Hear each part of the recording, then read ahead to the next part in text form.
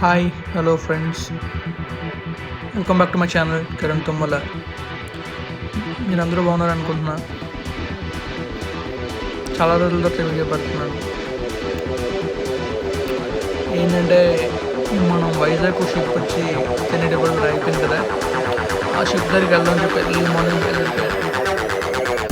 ఆ షిప్ దగ్గరికి వెళ్తున్నాయి. లెట్స్ చూద్దాం మా షిప్ ఎలా ఉందో. చల్, ఈలోపు ఆ షిప్ గురించి మనం కొన్ని విషయాలు తెలుసుకుందాం.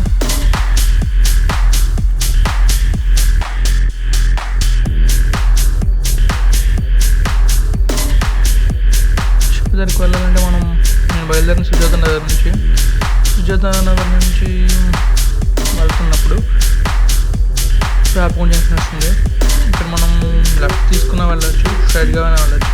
కానీ మా ఫ్రెండ్ కూడా నాతో కూడా వస్తా అన్నాడు, సో నేను స్ట్రైట్గా వెళ్తున్నాను. మా ఫ్రెండ్ దగ్గరికి వెళ్ళాలంటే స్ట్రైట్గా వెళ్ళాలి. ఇది వ్యాపకం జంక్షన్ స్ట్రైట్గా వెళ్ళాలండి. సో వ్యాపకం జంక్షన్ సింబల్ ముందుకు వెళ్తే మనకి నెక్స్ట్ గోపాలపట్నం జంక్షన్ వస్తుంది. మనం కొంచెం ముందుకు వెళ్తే మనకి నెక్స్ట్ కనబడుతుంది. మనం ఆల్మోస్ట్ దగ్గరికి వచ్చేసాం గోపాలపట్నం జంక్షన్కి.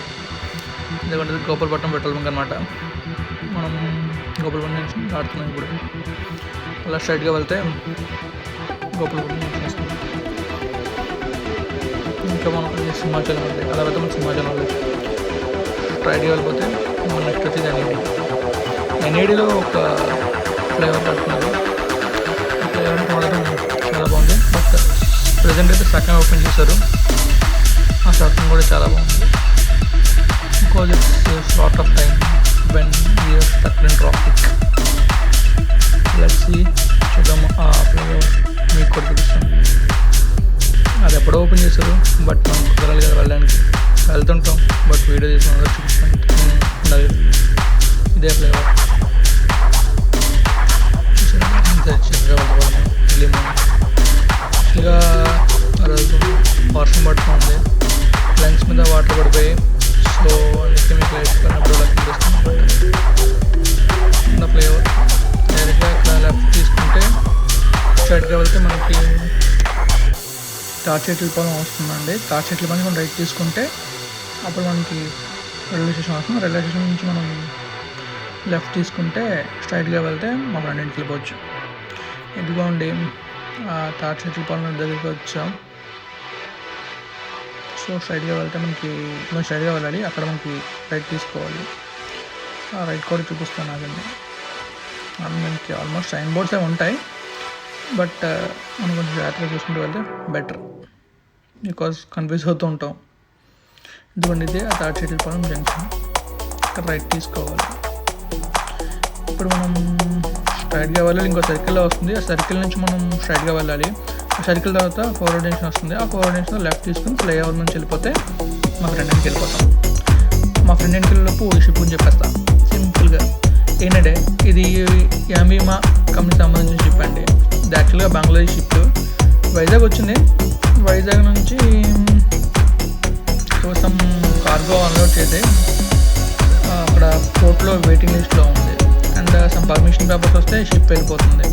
బట్ ఈలోపు ఒక పెద్ద తుఫాన్ వచ్చి అక్టోబర్ 12, 13 మనకు తుఫాన్లు వచ్చాయి కదా, అప్పుడు వచ్చి ఆ తుఫాన్ గాలికి ఆ తుఫాన్ యొక్క గాలికి షిప్ డ్రిఫ్ట్ అయిపోయి తెన్నేటిపర్కి వచ్చిందండి. ఎందుకంటే అలా షిప్కి ఒక యాంకరేజ్ చేశారు.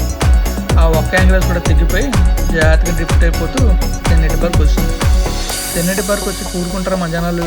ఫోటోలు వీడియోలు తీసి హల్చల్ చేశారు. ఆ టైంలో మనం కూడా అలాగే ట్రై చేద్దామని చెప్పి వెళ్ళడానికి ట్రై చేసాం, వెళ్తున్నాం. ఈ వీడియో కూడా నేను అక్టోబర్ 14 తీసాను, బట్ అప్లోడ్ చేయడానికి ఇప్పుడు టైం దొరికింది. సో ఇది ఫ్లైఓవర్ అండి. ఫ్లైఓవర్ నుంచి సైడ్కి వెళ్ళిపోతే మా ఫ్రెండ్ దగ్గరికి వెళ్తాం. ఫ్లైఓవర్ దాటి మా ఫ్రెండ్ ఎక్కిస్తున్నాను, బట్ ఆ వీడియో అంతా కట్ చేస్తాను. బికాజ్ ఫ్రెండ్స్ని కలిసాక ఏదో ఒక సోచ్ చెప్పుకుంటాం కదా, ఏదైనా వీడియో తెలియక. సో కలిసాం. So you are almost near Tenneti park. Okay, Tenneti park down దిగామండి. బికాజ్ అక్కడ మనకి అలో చేయలేదు తెన్నేటి పార్క్లోకి. సో షిప్ మనం ముందుకు చూద్దామని చెప్పేసి కొంచెం వేరే యాంగిల్లో చూద్దామని చెప్పి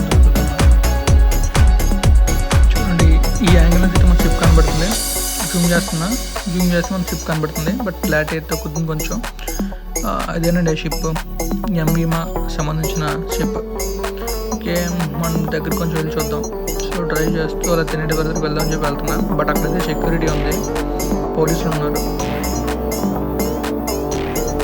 చూపిద్దామని చెప్పి ఇలా చూపిస్తున్న దగ్గర నుంచి తినేటి పార్క్లో ఉన్నాం. షిప్ చూస్తున్నారు. అదేనండి షిప్, నేను మా ఫ్రెండ్. ఇంకా అక్కడ నుంచి అవడం కుదరదని చెప్పి మేము వేరే రూట్ నుంచి వెళ్దామని చెప్పి వచ్చాం. నడుచుకుంటూ వెళ్తున్నాం ఆ షిప్ దగ్గరికి. కానీ ఇక్కడైతే అట్మాస్ఫియర్ అయితే ఉందండి. ఎర్లీ మార్నింగ్ బీచ్ ఎప్పటికైనా అవసరం. నేను ప్రతిసారి ఎర్లీ మార్నింగ్ బీచ్ కూడా ట్రై చేస్తాను. టైం దొరికిందంటే ఖచ్చితంగా వెళ్ళిపోతాను బీచ్. చూసారా ఎన్విరాన్మెంట్ ఎలా ఉందో, ఇది ఫోన్లో కనబడుతుంది. రియల్గా చూస్తే ఎంత బాగుంటుందో నాకు మాత్రం తెలుసు. అండ్ కొంతమంది బీచ్లో కూడా తెలుస్తుంది. అండ్ కొద్దిసేపు కూడా మనం కొన్ని కూర్చొని చిల్లేనంటే చాలా బీచ్కి వెళ్ళాం కదా. బీచ్ నుంచి చూస్తే చిన్నప్పుడు బీచ్లో దిగి తెగాడేసుకున్నామండి. బట్ ఇప్పుడైతే ఇదిగోండి షిప్ ఒకటి రాసింది చూడండి, ఎంబీమా అని చెప్పి. చాలా తీసిన ఫోటోలు. ఇంకోటి ఇదిగోండి షిప్. ఇది యాక్చువల్గా దీన్ని రెస్టారెంట్ చేద్దామని చెప్పి ప్లాన్ చేస్తున్నది. బట్ అది ఎంతవరకు జరుగుతుంది. ఎంబీమా హెచ్టీ అనేది అందులో మనుషులు కూడా ఉన్నారు, ఇంకా స్టాఫ్ ఉన్నారు. ఇక్కడ బీచ్ మనం ఆడుకుంటున్నాం. మామూలు ఉండదు బీచ్ చూస్తే ఆ మాత్రం కూడా వచ్చింది. ఎందుకంటే మనం సింగిల్కి వెళ్ళినప్పుడు వద్దండి. అండ్ మనకు నచ్చిన ఫ్రెండ్స్ వెళ్ళినప్పుడే, ఎక్కువ మంది వెళ్ళిన ఫ్యామిలీస్ వెళ్ళినా బీచ్కి వెళ్ళాం. ఎందుకంటే రెస్ట్రిక్షన్స్ పెడతారు కదా, అలా చేయకూడదు ఇలా చేయకూడదు అని చెప్పి.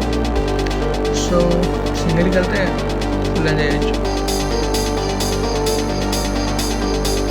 కాకుండా మనం గడతాం. బట్ ఎంత ట్రై చేసిన అలాగే ఉంది. ఓకే, నెక్స్ట్ మనం బీచ్ రోడ్కి వచ్చామండి. ఆర్కే బీచ్ ఉంది కదా, ఆర్కే బీచ్ దగ్గర. ఫుల్ టైంలో ఎలా ఉంటాను. బట్ ఇప్పుడైతే మాత్రం ప్రశాంతంగా ఎలా ఉంటుంది